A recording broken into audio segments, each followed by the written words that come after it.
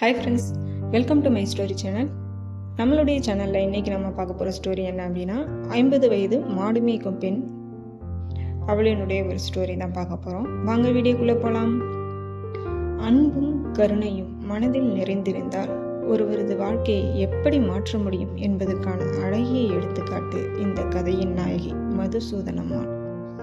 50 வயது. அவர் ஒரு பசுமாடு மேய்க்கும் பெண். ஆனால் அவருடைய இதயம் ஒரு கோட்டை.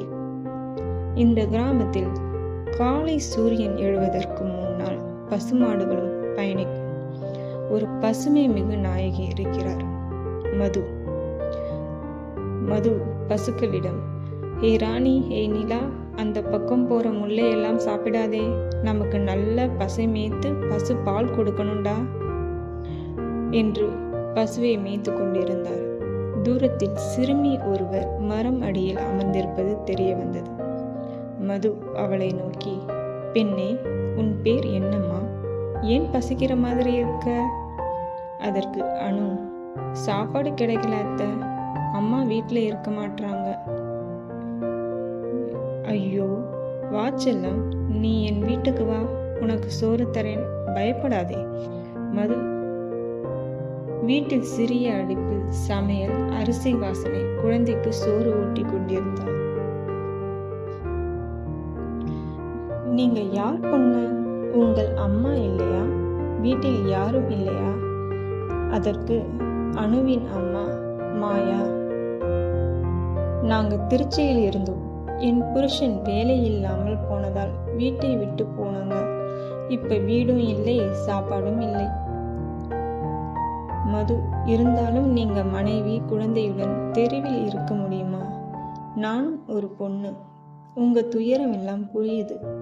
இந்த வீட்டில் ஒரு ஓரம் இருங்க, எந்த உதவியும் செய்ய நான் தயார். இந்த விஷயத்தை சுற்றி உற்றார் உறவினர் ஊரார்கள் எல்லாம், மதுசூதனம்மா, ஏன் அந்த தெருவில் வந்த மாயாவையும் குழந்தையையும் வீட்டில் வச்சிருக்கீங்க? நல்லாவா இருக்கு? சாதாரண பசுமாடு மேய்க்கும் அம்மா இப்படி மனிதநேயம் காட்டுறது பெரிய விஷயம்தான்.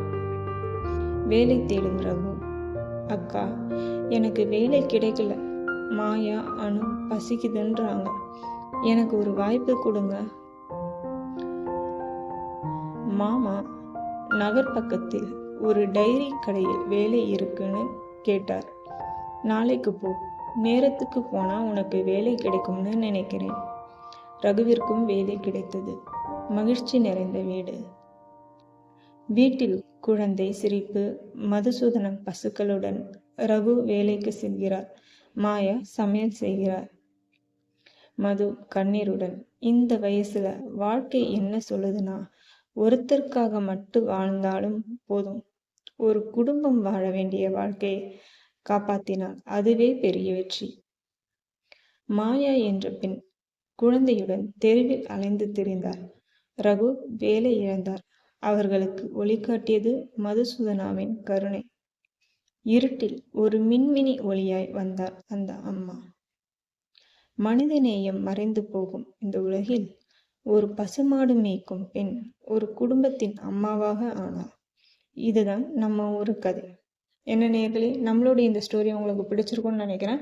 நம்மளுடைய சேனல் உங்களுக்கு பிடிச்சிட்டு இருந்தது அப்படின்னா லைக் பண்ணுங்கள், கமெண்ட் பண்ணுங்கள், சப்ஸ்கிரைப் பண்ணுங்கள், மறக்காமல் வாட்ச் பண்ணுங்கள். நம்ம சேனலில் அவள் ஒரு தொடர்கதை என்ற ஒரு உண்மை சம்பவம் ஸ்டோரியாக போட்டுட்ருக்கோம், அதையும் மறக்காமல் வாட்ச் பண்ணுங்கள். இன்னும் எந்த மாதிரி வீடியோஸ்லாம் போடலாம் அப்படின்னு மறக்காமல் கமெண்ட் பண்ணுங்கள். தேங்க்யூ.